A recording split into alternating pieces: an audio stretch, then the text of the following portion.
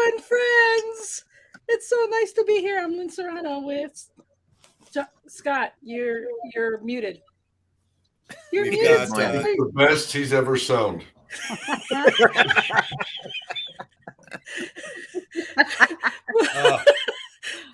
We've got John, we've got Sandy, we got Barry, we got Debbie, we got Scott, Two Hips, and T-Rex himself, Rex Sykes. I mean, this is just a great gathering of people.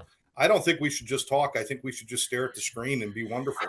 Because we're just going to open our mouths and screw it up, you know? That's so true, unfortunately.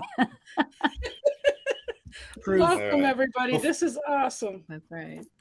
This is awesome. Before we start the show, everybody knows I'm a big music guy and everything. And just a shout out to the late, great Gordon Lightfoot, who we lost today. One of the greatest musicians coming out of the 70s and 60s and 70s, really. But just such an iconic voice. And if you want to really teach your kids about music, have them listen to a recording of the wreck of the Edmund Fitzgerald one time. And if they don't feel it, then they don't know music. So if they switch over to listen to something else like Tupac or something, I don't know. Anyway, but just R.I.P. In 2015, Gordon Lightfoot. There are those who believe nothing good came out of music after 1977. So, yeah. I don't know. I'm not saying I agree with that, but there are those people who think that post disco era and everything that followed, punk and new wave and all where we are today, that none of it is as quality as what came before. But then, of course, they would say that. Because my parents and my grandparents thought nothing was better than Glenn Miller. So it's just I'd agree it's with just a matter of timing. Yeah, they're right. All I know is when I'm listening to my 80s music and my daughter says, "Why are you listening to the oldies?" And I'm like, "But that's not oldies. It's very, very confusing." You know what screwed my head around for a long time was I was somewhere and they were talking about oldies, and it was anything over like 5 years was an oldie. Oh God! Now it's probably 2 years. I mean, but this was 5 years was an oldie. And I was like, I thought you meant like rock and roll, the 50s and 60s. They went, no, we meant like 1995 or whatever it is. Wow. Well, that qualifies every pair of underwear I own as an oldie. All right. That's good. That's a visual, Scott. We can never get out of our head. And the topic being mean what you say and say what you mean. He probably meant it too. For Scott, we can know that it's a blessing he has underwear because it's holy. Yeah. That's funny. All righty. All right. Well, what, Scott? I can go somewhere with all of that, but I think I'll save that for just the voice in my head for later tonight, so I can laugh myself to sleep. I'd love to jump right into this topic because I think this topic has a lot. Whether you're getting this kind of thinking from books like The Four Agreements or wherever you might be seeing it, but mean what you say and say what you mean. And the reason I brought this up is because I was working with Lee in this past week, who was really having a hard time separating himself from the lies he'd been telling in his whole life, or the lies he's been telling himself. And he's starting to discover more about himself coming out of addiction and a lot of other things. And he's starting to realize, it's like, I've never really been authentic and put myself out there. I've always tried to figure out what everybody wants me to say and done that. And he came out feeling really, really low about it. And then the opposite end of the spectrum is people that take advantage of this. And, and this, I guess this goes with a lot of our politicians. They figure out what's the popular thing to say, but it's not coming from an authentic place. It's coming from a place of marketing. It's coming from a place of, this is what's going to make me popular. So this is what I'm going to do. And I just wanted to kind of touch on, the rewards of actually being able to do and to say what you mean and mean what you say and to be unapologetic. This does not mean being mean. This is not about being mean. People believe that sometimes when I'm honest, it's like, if I hurt people, so what? There's There's no such thing as brutal honesty. There's brutality and there's honesty. There are no such thing as brutal honesty. You're either being mean or you're not. But to start to live your life and to discover that what I want to say and what I mean to say deserves to be said. It deserves to be said. I'm allowed to say it. And it changes my whole life to be able to do that. So I wanted to see if anybody else had any thoughts on that. Take it anywhere you want to go. Not like anybody can control our conversations here anyway, but just go anywhere you want with including this. us. And let's see what happens. Except Lynn. Except Lynn. You know, I have something to say about this. Mean what you say and say what you mean. There's a couple of hello, anybody there? There's a couple of Is that our host? The host is making phone calls during the show. But I just, there's a couple of different angles I want to take this. One is mean what you say and say what you mean. And it's not necessarily for other people or what you say to them, but it's for yourself. So even in my own book, I had written a very short thing that said, you know, when I said I wanted to write the book and I told myself I was going to, I did it. I trust myself that when I say I'm going to do something, I'm going to do it. And so when I even talk to myself, I want to mean what I say and say what I mean. And then another thing I would like to say is, as you raise children and you're the disciplinarian, but you're also, you know, you're the parent, you're the one that gives them, you know, the care and love that they need, but you also give them discipline, and you also have to guide them in a positive way, but also, like you said, Scott, in a honesty. They can take it to be mean, but the delivery that I always gave, I tried to say it in a you know, deliver the message in a good way when you're giving criticism. But when they would do something that they knew they shouldn't and they were to get in trouble, they knew when I said, now you're not going to do this or this or this, and this is being taken away, that's exactly what would happen. And Tori and I were just having a conversation last week, and she was like, oh, I always knew when you said something, you were going to stick to it. So I think that you're, you know, I think that's valuable in life, that people know, good or bad, you mean what you say and you say what you mean. That's all. Absolutely. Anyone? Crickets? I think with parents, that's important. Okay. I wanted to raise a question. Okay. Are we equating say what you mean and mean what you say with keep your word, or my word is my bond, or any of those sorts of things? I think it's just however you want to take it and whatever angle but you would say that. Yeah. I'm kidding. But Well, the reason I ask is because there are subtle differences between the two, and they probably share some overlap. Let's go with Okay. it. Well, I mean, that was just, I'm just, Yeah, it's wherever you want to take it. Yeah, wherever you want to take it. If it's keeping your word or being authentic to your word, or that's one thing. But it's also about it's what you say to yourself and all those other things as well, too. Yes. Well, okay. Well, then since I'm talking, I'll talk. But you should be honest with yourself and with other people, and you should keep your word with yourself as well as other people. When you don't keep your word and you're dishonest with yourself, you're not doing yourself a service. You're certainly confusing things for yourself and not making it any easier or any better. And if you do that with other people, you're being a schmuck. You know, you're just treating other people poorly. If you say you're going to do something and you don't do it, you know, what good are you? You know, I mean, and I say that lovingly, but the point is if people can't rely on you, and if you can't rely on you, then what do you have? You know, this is why some people say reputation precedes you, because you're either known as a person who does what they say, who walks their talk and talks their walk and makes things happen, or you're a person who just makes promises, or as Scott has said, you know, uses a popular approach through marketing to make yourself desirable. But you're not being an honest friend to anyone, including yourself, if that's how you live. That said, Because I think it's important. If you say you're going to do something, you should do it within 24 hours, 48 hours, maybe 72 on the outside at the very most. Unless it's losing weight.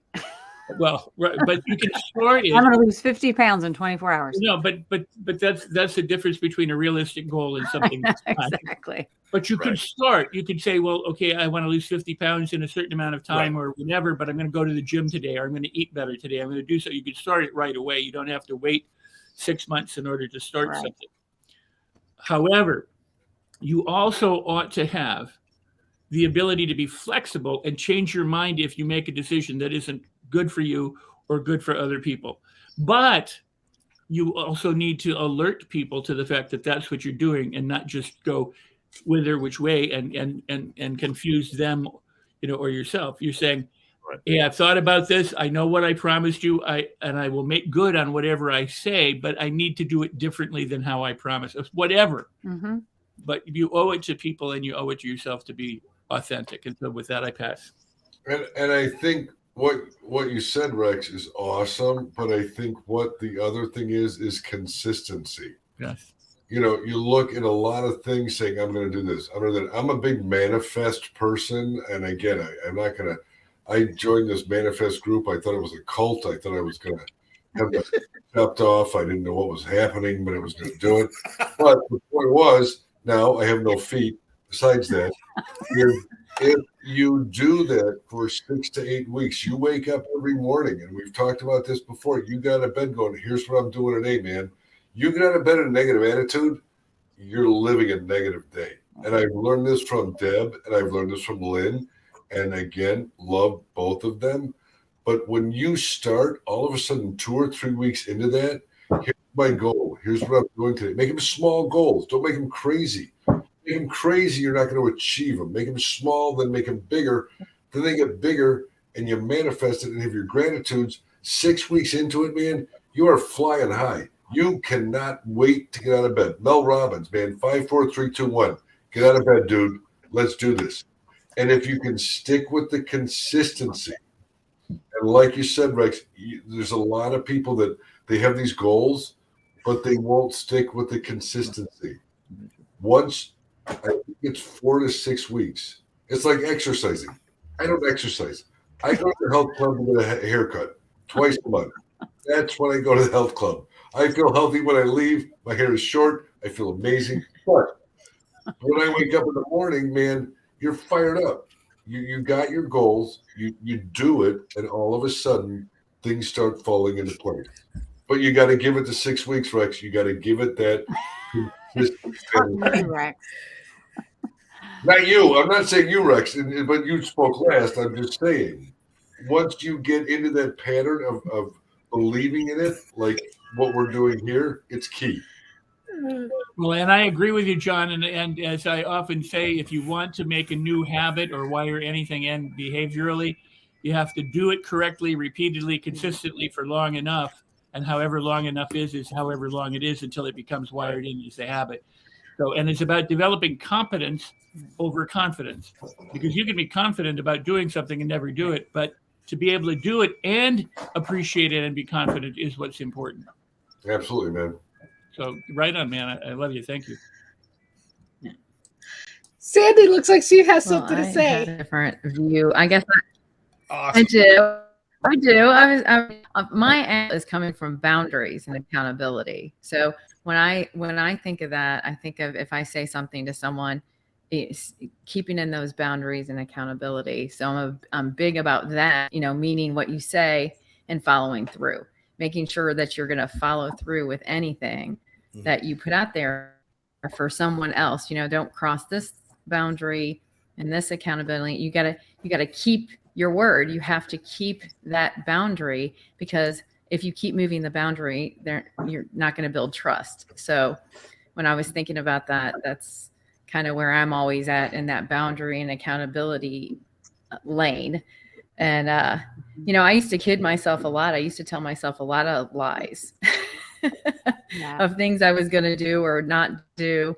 And when I'm talking about boundaries and accountability, I'm talking about to myself too, just like you were talking about, Debbie. It's more to myself as well.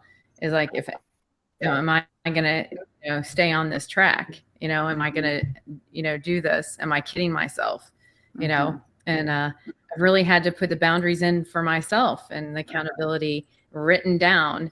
And then along with other people, like telling them right up front, this is who I am. This is, if we're going to work together, collaborate, anything, this is, how I see this communication and relationship, and really kind of putting the boundaries in at first.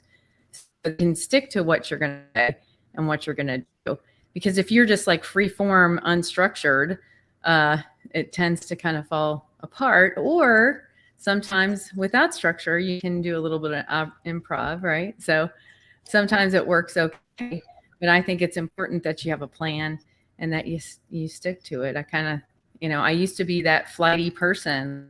I used to be called flaky a lot, and I'm like, why does everybody think I'm flaking? It's because I would change course in the middle of something, So, I learned through the bad way of people not trusting me and being flaky that I had to really put that structure in place. And it was a learned behavior. That flakiness was a learned behavior. So I didn't even know I was doing it. You know what I mean? Oh, yeah. So I think it's a learned behavior somewhat. And I think that you really have to put that structure into your life to follow through. So that's all I have to say. Wow, Sandy, thanks for sharing that. I just want to say hi real quick to a few people. Everybody want to say hi to Ken and Jeannie and Mike and Tim and I guess and Randy. And then we got this comment. Do you want to read that, Scott? I can. Go ahead, Debbie. I didn't know if he was frozen. No, he's back. Jeannie on the board there. Jeannie said, my issue is while lying in bed, I talk to myself on what I... Go ahead. Go ahead. Jeannie, you're still laying in bed. Would someone read this comment? My issue is while laying in bed, I talk to myself on what I'm going to do. Then my feet hit the floor in the AM and ... To be continued. maybe it's not happening. Real quick on that, and this is where I got into that, and it's exactly what Jeannie is talking about. It's Mel Robbins, and I'll give a 60-second speech. Mel Robbins, amazing woman. She had a horrible life, hated her husband, drinking a lot, watched a video of parachuters jumping out of a plane. They said 5, 4, 3, 2, 1. They jumped out of the plane. So she wrote this book. Literally, it's called 5, 4, 3, 2, 1. Why do you go 5, 4, 3, 2, 1? Because there's nothing left. Someone asked her once, why don't you go 1, 2, 3, 4, 5? Because they said then you'd count to a bazillion. So what she did in this book is when she was laying in bed, horrible life, the whole thing, she did 5, 4, 3, 2, 1 because your mind stops. If you want to make that sales call, if you want to get out of bed, if you want to make something difficult to do, when you get to 1, pick up the phone, get out of bed, move your day. And it changed her life. And I got to tell you, you follow her on Instagram. By the way, I love Cher. She won't call me back. Mel Robbins won't call me back. Beside the point. But neither will Deb. That's beside the point. But it's that 5, 4, 3, 2, 1. You get to the bottom and you do it.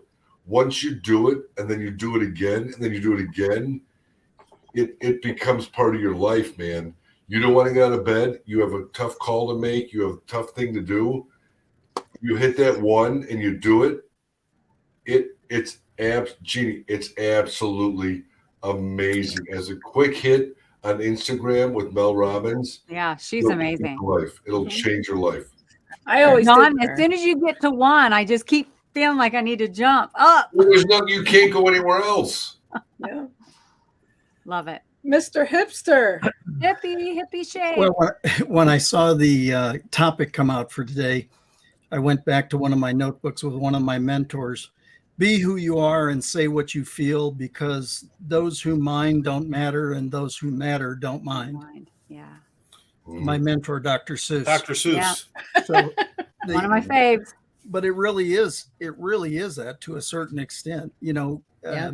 Presentation is all about integrity. People do business with those they know, like, and trust. It's all about developing trust and growing it over a period of time. And that's what that's what your word is. Say what you mean. Cool. I want to tell you what I'm thinking. And then I'm going to do what I say, just from that whole side. And it's interesting. I've used that Dr. Seuss quote in presentations before because it's absolutely true.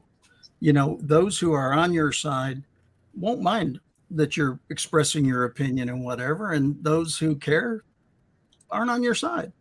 I mean, if you're working to do your best all the time and do all that, so it comes about integrity, it comes about trust, it comes about being who you are and being authentic. You can't manufacture authenticity. Either you are or you're not. Harv Eker will say that he said it first, but he didn't. How you do anything is how you do everything, right? And so the fact of the matter is that truly how you do anything is how you do everything. If you're going to be upfront, upstanding, honest, integrous, all those different things, tell people the way it is. It just is what it is. And it's fair to them, but it's also fair to you. And that was said before. So that's awesome, Scott. Thank you. Love it. Yeah. Yep. Scott's next. There.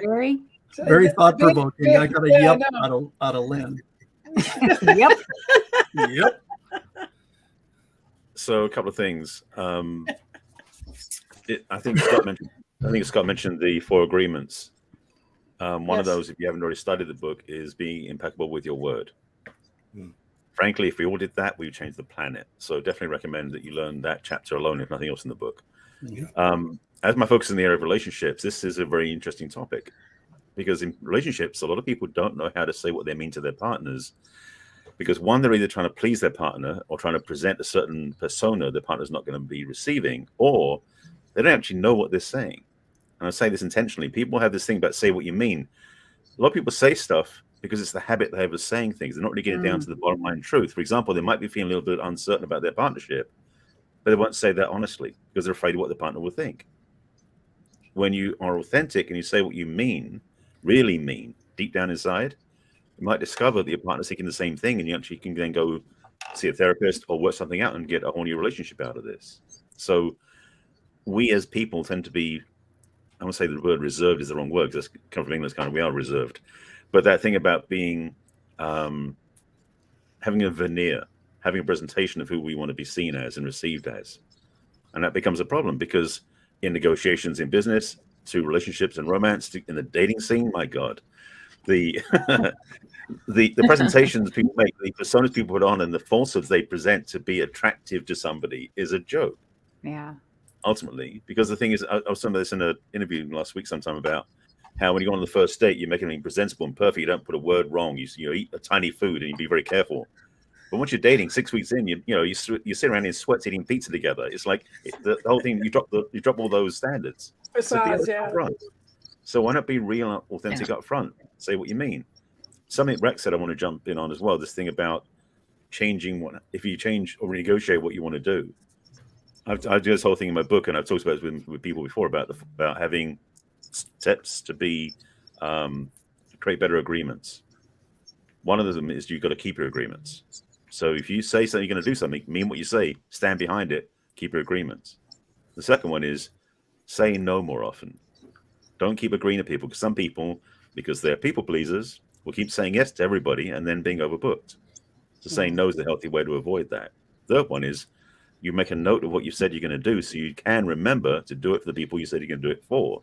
Because many people will say, yeah, I'll do that. And then 2 days later, they've forgotten what they agreed to. And people get disappointed. And the fourth one is that thing that Rick said about renegotiating. If you realize you can't do something with some lead time and respect for the people you're doing things for, let them know you need to change things. Yeah. So that understanding about how to keep your agreements going, because underneath all of that is if you do keep your agreements, you build trust. And frankly, trust between people is gold. And if you build trust with somebody else from being authentic, being honest, telling the truth, being impeccable with your word and saying what you mean, you're golden. 4 agreements. Beautiful, beautiful. Mm-hmm. Very well said. You know, can I add some other neuroscience to this? Ooh, juicy. And Yeah. that is, you know, just this is going to be very compressed in a nutshell. Can't be, you know, it's not exhaustive. Just a snowflake at the tip of Mount Everest. But our subconscious mind is billions and billions and billions and billions of times more powerful, stronger than our conscious mind. And both are gifts to us. We have a conscious mind, Bailey. We have a conscious mind and an unconscious mind for a reason. And those are only descriptions that humans make about it. It's just one thing that we use and we categorize and classify. But here's the important piece. Bailey's going to bark. She wants Sasha to play. The important thing is that consciously, you know, we can attend to make, you know, our subconscious mind attends to trillions and trillions and trillions of bits of data and processes this second by second.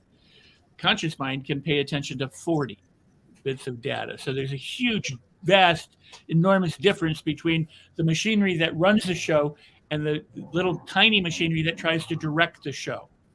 Mm-hmm. And what the subconscious mind is really is wired processes that have been laid down over time through consistency and repetition, and they become habitual and they become the same, and they don't vary and they don't change unless they are deliberately changed or varied. And here's the problem. Everything that you know today that your subconscious mind does, and by the way, it's a gift, it serves you, it doesn't screw you up, it doesn't try and sabotage you. What it does is it serves you. It's based on past experiences that you've had in your life. So tomorrow when you want to do something and it's new and you're confronting a new situation and you feel afraid or you feel hateful or hurtful or scared or whatever, that's from the past. Because what the parameters are set is a comfort zone or a zone of safety that we very frequently never get to leave, because the subconscious mind is designed to keep us alive and to keep us thriving and to keep us safe. And anything that takes us out of our comfort zone or zone of safety is perceived as a potential threat. And so we're not likely to do it. So here's the thing. Everything that you think you're doing new and novel and incredible is really stuff from your past. And if you want to make a new decision and you want to speak authentically and you want to talk to another person or yourself, you have to be present. You have to go, what's going on now? And you can't evaluate the past and you can't worry about the future. You have to come to the present moment in order to speak your truth, because your truth isn't in your past and it isn't in the future. It's where you are this second, this moment. And the only way that you do that is to go, how am I doing this moment? What's going on? And if you say, well, this morning or yesterday or 2 minutes ago, you're in the past. If you go, I got this problem, I got this thing I'm worried about, you're in the future. It's coming to here. And if you could be right here and you just do an inventory of yourself, you'll find out, guess what? I'm okay. I have thoughts that make one way or the other, but I'm okay. I'm alive. I'm here. This is whatever. So now can I speak from this place without the preconditioning or the old conditioning of the past? Now, and saying that the past isn't bad and the future isn't bad, it's all a gift. But if you want to do new things, you have to get to a point where you're not doing the old things. If you always do what you always did, you always get the same results, right? So coming to newness is to drop and release and to let go and speak from that moment or be in that moment. So that's what I say. I think Bailey is telling Sasha, say what you mean and mean what you say. You said you were going to play with me and now you're not. Something like that, of course. You know, they could both go outside and play, and they're both sitting in the doorway, you know, growling, telling each other to go outside.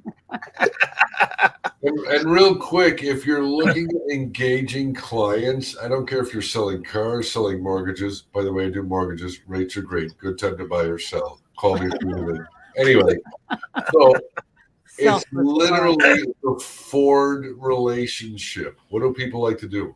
They like to talk about themselves. Ford, family, occupation. What do they do?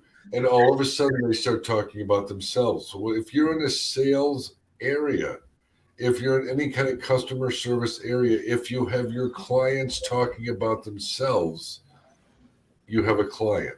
It's a relationship. And it's people make such a big deal about it.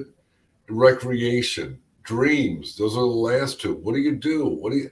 And all of a sudden you get people vomiting what they like to do. What did you just do? You made a connection. What did you just do? You made a client. You may not be able to help them, but you can refer them to someone that can help them.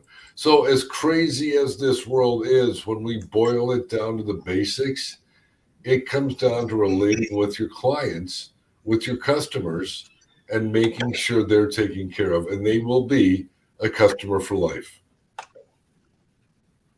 Boom. This is true. Scott, do you have anything to say? You talking to me? Yeah. I'm actually working on my internet connection now while we're speaking. So this is I went from Comcast to AT&T, and I just made a discovery that that really upsets me, which is everything in my house, all my devices are working beautifully except for this laptop. This might have been the problem all along, and I never thought about that. So yeah. So I'd really like to yell at AT&T, but it's not their fault. So anyway, so I apologize. I'm back in the conversation and everything. So let's continue on, and I'll just keep Hipster, did you have something you wanted to say? No, what John's saying is right. I mean, everything ultimately it's about relationships and getting to know people as well as you can. But that's why you've got to be integrous in that whole process. You got to be authentic. Why would you want to manufacture something else? And you manufacture something in a conversation with Sandy, and then you have a conversation with Debbie. You manufacture something else, and all of a sudden they cross. Now you got, it's just way too much work. Why not just be yourself and be authentic and say things, be known for something. I mean, one of the things that in a new talk I've just built, I talk about not leaving your legacy, but living your legacy. And living your legacy is all about letting people know what you stand for right now. It's not about amassing things for later. You're dead. That's good. That's not that big a deal, right? I mean, why not be known for integrity and be known for authenticity and being known for being a person of your word and, doing what you can to lift people up and things like that. Just seems like a whole lot more sense to me. It does. I want to say something to that. I had always told my kids growing up, I know I always use that as my examples, but that's been the majority of my life.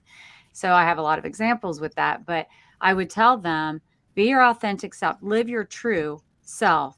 And the people who are attracted to you, the people who like you, they really like you. If you're trying to be like a friend that you think is cool at school or a movie star, and then people like you because you're behaving like someone else. Don't ever do that. Just be you, and then you'll attract the people who really like you. That's huge. That's huge. I mean, it really is. And I don't want to act like someone else just to make someone like me. If they don't like me for me, I don't want you in my life either. So it's good. That's just the way I've always lived my life. But I know it's difficult as a teenager when you're trying to, get along and you're stuck in classes with people all day and you just want, but still, even at that, and even in the most uncomfortable situations, you can be a more quiet version of yourself if you're not comfortable, but always be you. And then whoever likes you really likes you. I love you, Debbie. I love you too, Lynn. I know you do. My goofy. Well, you love me anyway. Two peas in a pod. You are goofy, and that's why we love you. But I mean, honestly, as a father of 6 children, which I know is amazing, you're welcome. So, I mean, you look at the 4 boys and the 2 girls, and Deb, you nailed it on the head, man. And I'm like, man, if you don't like me, I don't give a rat's ass about you. But I know women and men are different, and it's a where you sit and the relationships you have with the kids and the conversations you have, because it can be extremely hurtful, and you see a lot of that in high schools where women can't take it or men can't take it, whatever it is, and it's being honest with the kids, man, because it's not like it used to be. There's No, no it's snap harder to it now. when we were kids. And you get those kids that get it, and you get the ones that don't get it. And my concern is the kids that don't get it. They need to be watched. They need to be helped, and no one needs to be worried about asking for help anymore. You can't do that, man. If you need help, ask for it. There's so many outlets, and I don't know. You just see it all the time, and you just hate to see the outcome. But man, it's there. The help is there, and you just want to make sure the kids know the help is there. If they don't get it from their family, they can get it from the school or from other resources. It's very true. So one of the things you can do is to be the leader by example. Right. You know, trying to fix other people is like the best thing to do is be a teacher by leading your life in integrity. You know, the whole thing, mean what you say, say what you mean, as we're talking about, really comes down to how do you teach those around you?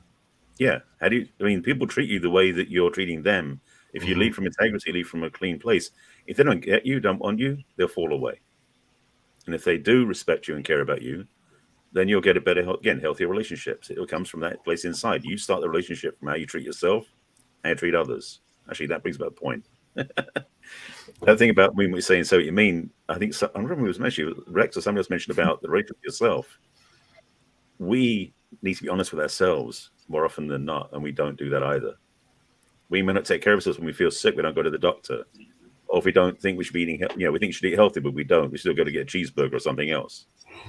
It's like, how do we treat ourselves to be, again, that model for other people?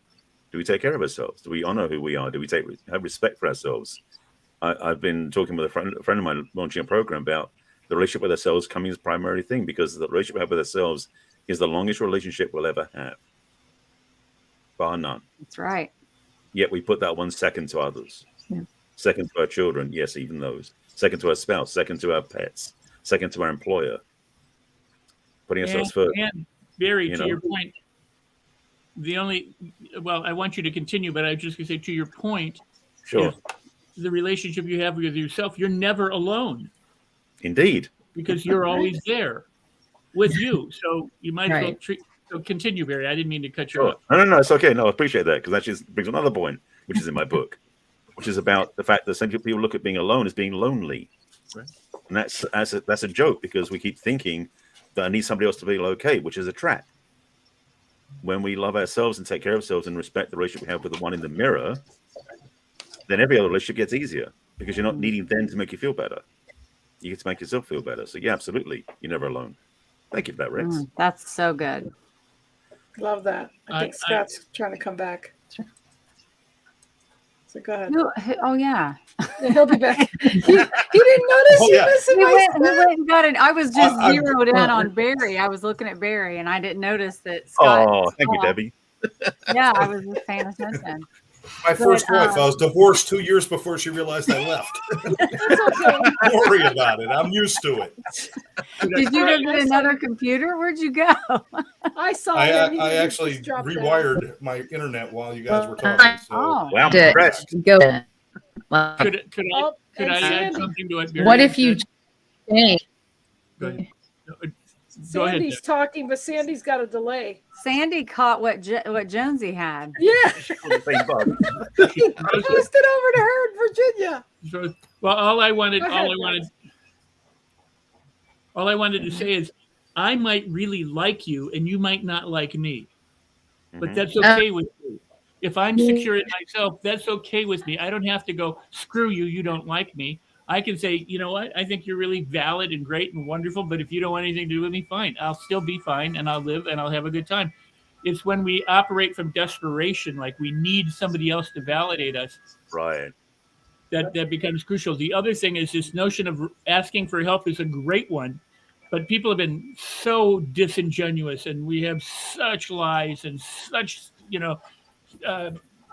gaslighting and stuff that goes on that people are afraid to ask for help, because they don't know who the legitimate people are that they can trust to get the help from. Right. There you go. Trust. Being a leading by integrity, and also working somehow to help clean up the mess that we're in worldwide with the kind of communication and the stuff that goes on politically, religiously, That's right. and everyday life. I mean, some people got shot the other day because they said, "Hey, can you stop shooting so my baby can sleep?" Right. Right. There's issues that are going on that are just incredibly bizarre. From humans treating each other the way humans treat each other, and this can be addressed. And this can be addressed with love and patience and compassion and honesty and directly. It doesn't have to be, always, one side fighting the other side and having money and this and everything, distracting us from helping people be able to get the help that they need. Yeah, right. Very true. Unfortunately, very true. Yeah, I'm glad you brought up the desperation, especially when you smell it and can see it in salespeople. They just make, they just ruin that one bad apple can ruin the whole batch. Well, almost all of us here, if we're not all in the, personal development field in some way, we offer things to people and people don't get it. If I go, I will still live. I'll be okay if you don't get my product. I'm fine with that. Would I love you to have it? Sure. Do I love you if you don't get it? Yes. I'm not going to chase you. I'm not going to file it, that kind of thing. I don't need that. I don't want that. So if you don't want it, you don't want it. That's okay. I'm still good, and you're still good. And I can still appreciate you not wanting something that I'm offering. It's like if I say, would you like the pizza? And you go, no, I don't want pizza. I go, should I take that personally and feel like, oh my God, I'm a horrible person? You don't have to live anymore because they refused my pizza. Right. So I'm done. Well, I have your book and I'm telling you, it's worth right it. I've bought it many times over for people because if they don't, it's a good book. Yeah, it's a good book. I'm gifting this book to somebody here locally too, and then I have to buy myself a book. So, and honestly, like all of I feel really awesomely blessed to be with all these great minds up here. And we to you. Yes, absolutely. And thank you. Yeah. I apologize for missing on, I You missed can out on watch most of what happened here tonight. I'm sorry, is Scott on? I haven't heard Scott for a while. He was getting rewired. Very much like my first wife on our honeymoon. She missed out on a lot of things too. Okay, but I'm bummed. Sleep. Yeah. So no, but I wanted to. I want to ask people because we're going to get towards the end here. What about mean what you say and say what you mean when you're going through you're evolving? Like Sandy's delayed. Like the person I was 10 years ago said something, but that's not what I mean. Can you hear me? Yeah, we can hear you, but you'll hear us 10 seconds later. Go ahead. It must be the East Coast thing. I don't know. No, what I was saying was, 10 years ago, I would mean what I say and say what I meant. But now that I've evolved, it's different. Am I just a talking head? No, go ahead. Keep talking. Really see. Keep talking? Yeah.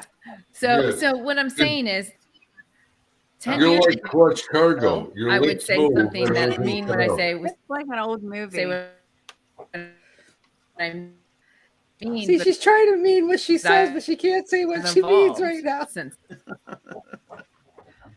Well, Sandy, that's amazing. I mean, I hope that we all evolve and over the years, like you have. I wish I could hear the rest of what you're saying. Biggest part of it is we all evolve over time, and right. and it's what's our intention at that time. High intention, low attachment. You have a high intention of imparting something great each and every time. A low attachment as to what that does for somebody else or for yourself. Well, it's the same kind of thing. You have the intention 10 years ago to share your truth at that time. Then you have 10 years worth of extra experience, and truths change a little bit.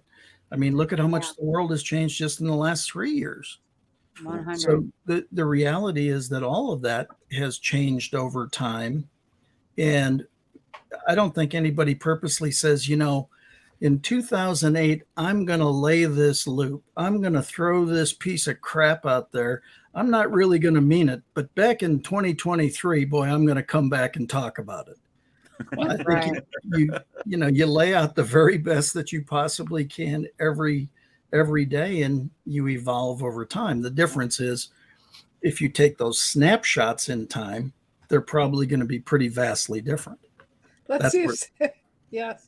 Sandy, are you there? Oh, it must be the East Coast thing. Yeah, she went from AT&T to Comcast, so she went the other way. And Scott is gone again. Yeah, Scott. Ding dong ditched us again. He's doing some more rewiring. Yeah. Apparently.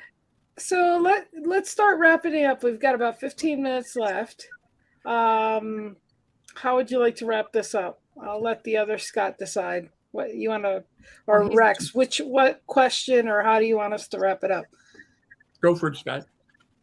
No, I just think, where are you in the evolutionary process on what do you, I mean, if to Sandy's point, how do you feel where you are today versus where you have been in the past? And are you moving in a appropriate path, whatever that is for you? Let's see if Sandy can talk. Okay. Can you hear me? Yes. Keep going. Hello. Okay. Talk fast. Yes. Sure. We could really well, what it is respond. I'll talk fast. I'll talk real fast.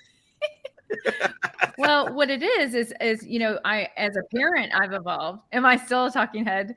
No, you're good. You're good. I've evolved as a parent.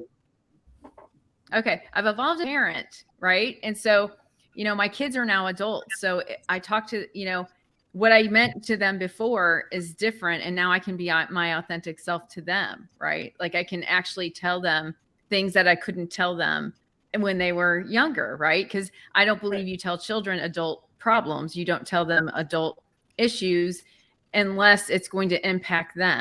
Like you kind of keep that, that boundary with that. I'm not going to share all that, but I can share that now with them. So they see me differently.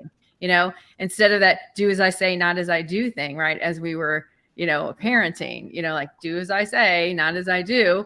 But they don't really know what you're doing, right? They don't really know, why we act like that until now. And I have a great relationship with my adult kids because I'm able to be totally authentic now. I'm able to, fly the authentic flag, and say, hey, this is what was going on. You didn't know it. And this is what's made me who I am now. And, now I want you to know, the truth in all of that, because as a parent, you do it differently. I mean, don't you think, Debbie?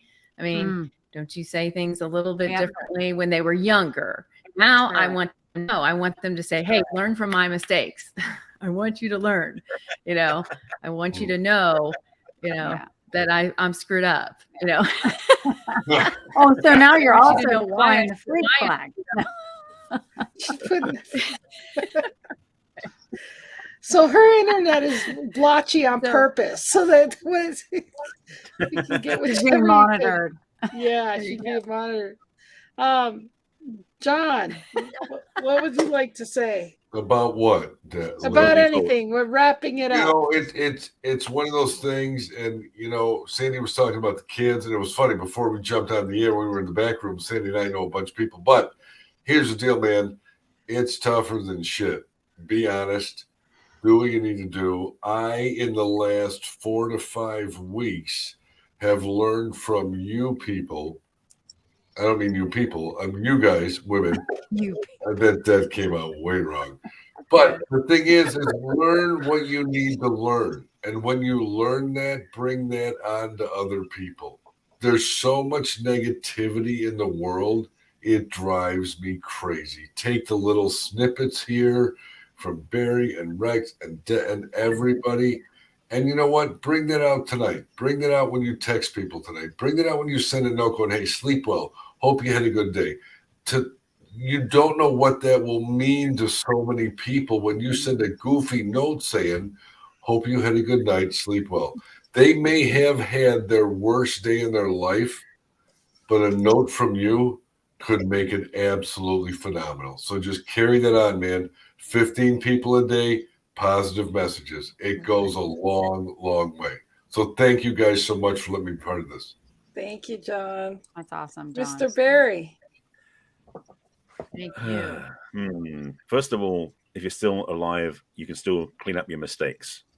So if you said things wrong before, you can go back and fix that if you want to.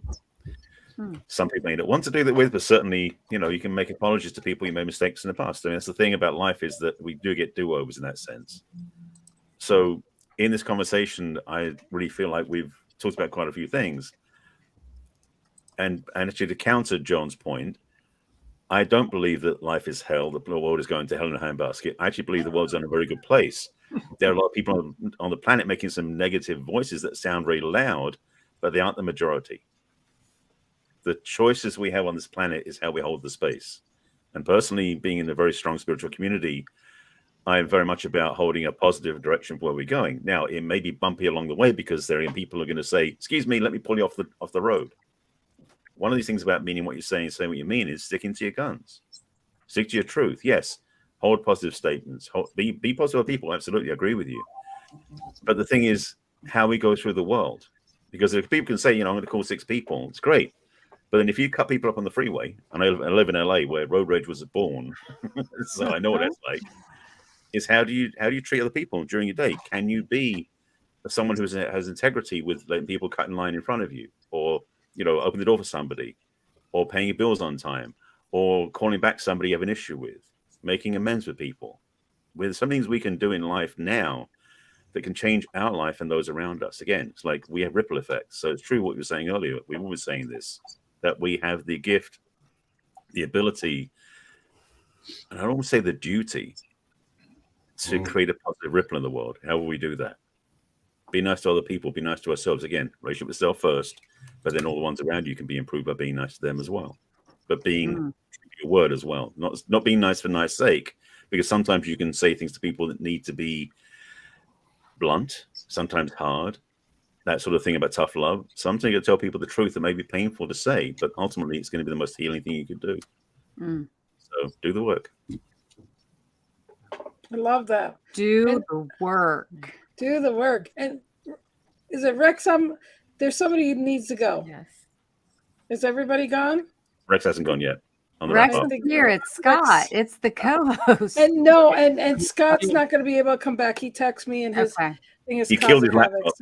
So. Yeah. He shot it. Yeah. So I have 2 people I want to talk about. The first is Muhammad Ali, whose purpose was to become the greatest boxer the world has ever known. And to do that, he said, and I write about it in Life on Your Terms, he said, oftentimes I don't feel like training. I just don't feel like getting out there and running behind a car and doing what I need to do in order to be a world champion. He said, but I know that if I want to be a world champion, I have to get out there and train. I must do it now to service, to have something later. And so he committed himself. He kept his word, and he kept his promise to the people he trained with and his partners, because that was the kind of person he was, but also because he had a greater purpose, something bigger than himself. And to service that, he also didn't burn bridges to get there. He did what he had to do when he was, told that, he needed to go fight and he didn't want to do it. He became a conscientious objector. He did his time. He came back, did what he had to do, that kind of thing. He walked his talk, in other words. Now, the other person I want to talk about is in service of what I said earlier, and nobody nobody today understands this. But Jesus said, you don't put new wine in old wineskins, because the wineskins will burst, because they can't hold the new wine. And then not only that, but the people who are used to the old wine will say the old wine was better. So the point is that, and he also, another important thing, he said, you must clean the dish from the inside, the cup from the inside, and then the outside will be clean. It's an inner job. Muhammad Ali had to do it from inside. Motivation didn't come from outside. It came from his purpose. Jesus said, unless you are new, the old stuff, you can't put the new stuff in the old stuff. And people don't understand what that is about wineskins. But the point is, you have to be new. You have to be present. You have to become you have to be it in order to do it and have it. You don't act from your past and from your experience and from your old conditioning. You need the new conditioning. And that, again, is an inner job. You wash the dish, the cup inside first, and then the outside too will be clean. So make it an inner job, know your purpose, serve the world, serve yourself. It's there's only one thing, and that's energy, and you're part of it. So whether you're serving the world or serving yourself, and you figure that out, you'll be doing a good thing. Rex, I love it. Good I love stuff. you. You're awesome. Just awesome. An inside job. That's right. That's what I always say. It's an inside job. And you guys, thanks again for being here on behalf of Scott and everybody here. It's just an honor to always have you guys here. And hopefully we'll see you guys next week. Thank you guys for being here. Anything else anybody want to say? Thank you. Love you guys. Thanks all right. so much. Okay. Have a good one, everybody. See y'all next week. Yep. Good night. Keeping me safe and sound.